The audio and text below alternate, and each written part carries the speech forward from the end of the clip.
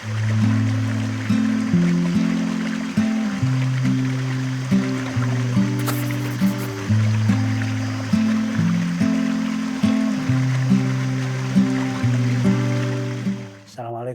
warahmatullahi wabarakatuh.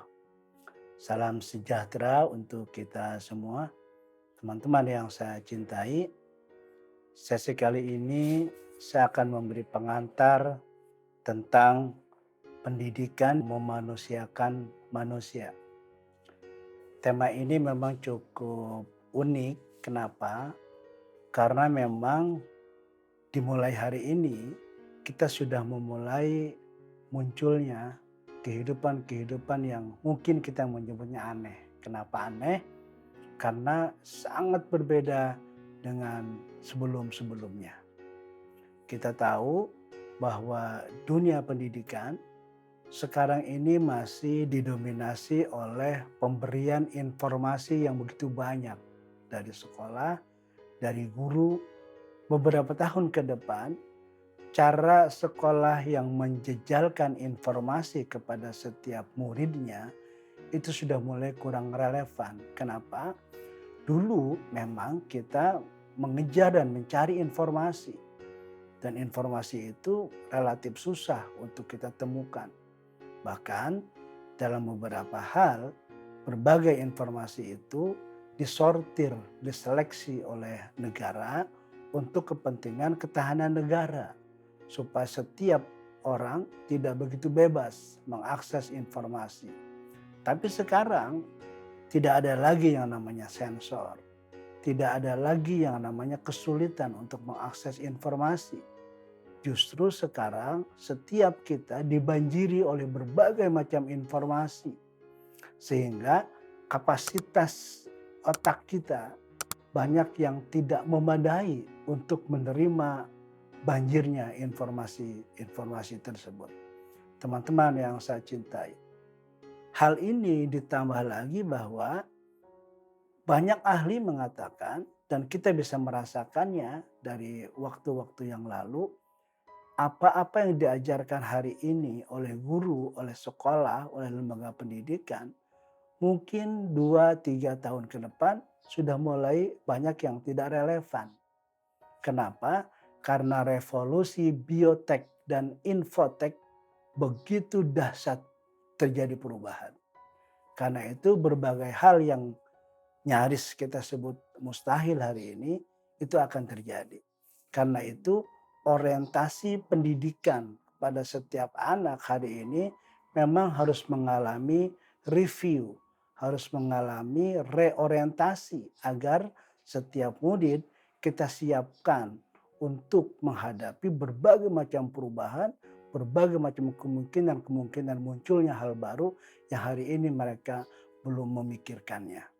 Teman-teman yang saya cintai, karena itu hari ini kita tidak penting lagi menjejalkan informasi kepada setiap murid kita, tetapi yang lebih penting lagi hari ini kita mengajarkan bagaimana anak-anak kita memilih dan menyeleksi berbagai macam informasi itu supaya informasi itu kemudian membantu mereka untuk mencapai tujuan hidupnya, membantu mereka untuk mencapai keinginan dalam hidupnya, sekaligus juga menganalisa hubungan-hubungan antara informasi satu dengan informasi yang lain, termasuk di dalamnya bagaimana kita menentukan bahwa informasi itu benar.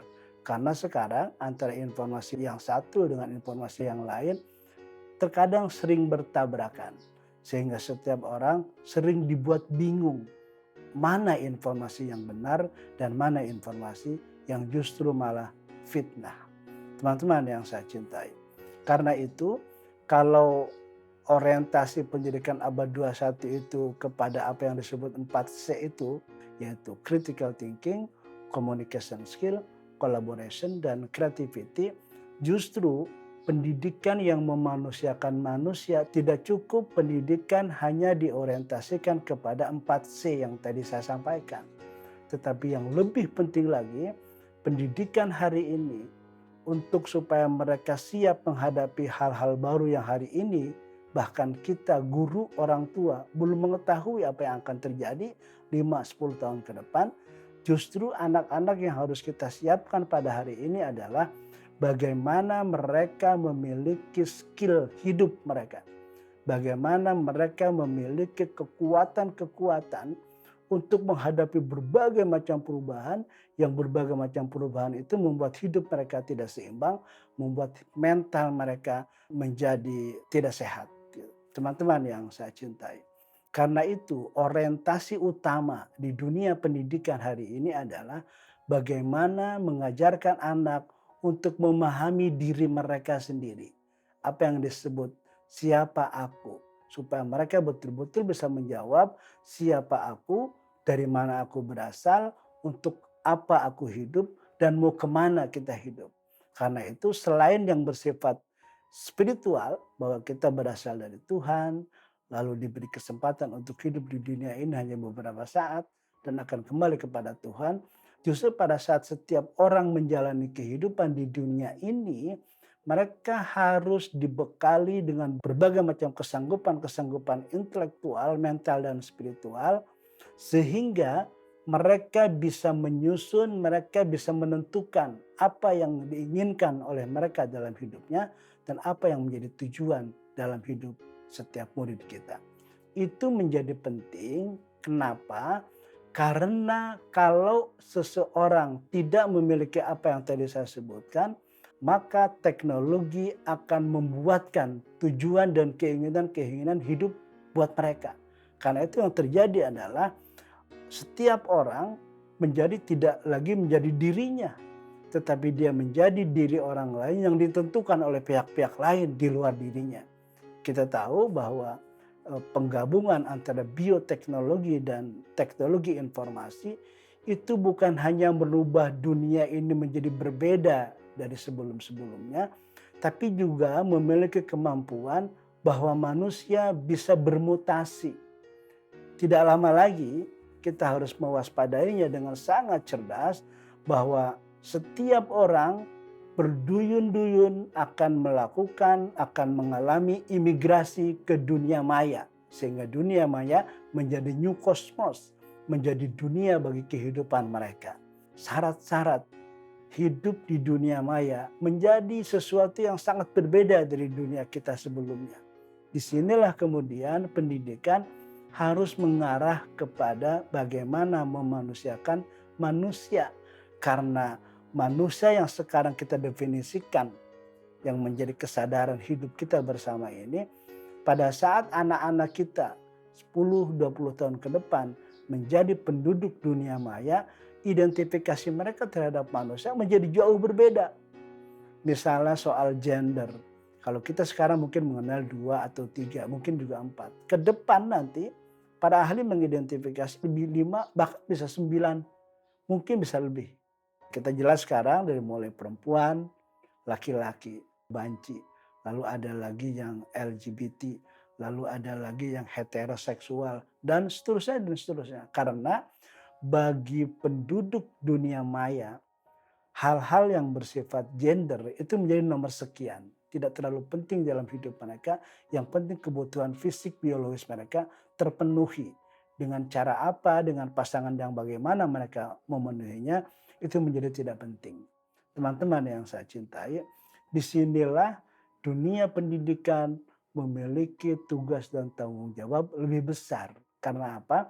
Karena orang-orang dewasa, orang tua, guru-guru hari ini, mereka pun tidak tahu apa yang akan terjadi 5-10 tahun yang akan datang. Sehingga anak-anak mulai tidak percaya kepada apa yang disampaikan oleh guru, oleh orang tua. Karena apa? Karena terkadang kemampuan berteknologi pada anak-anak seusia remaja yang itu menjadi murid kita dan anak-anak kita lebih canggih, lebih hebat dari orang tua dan dari guru-gurunya.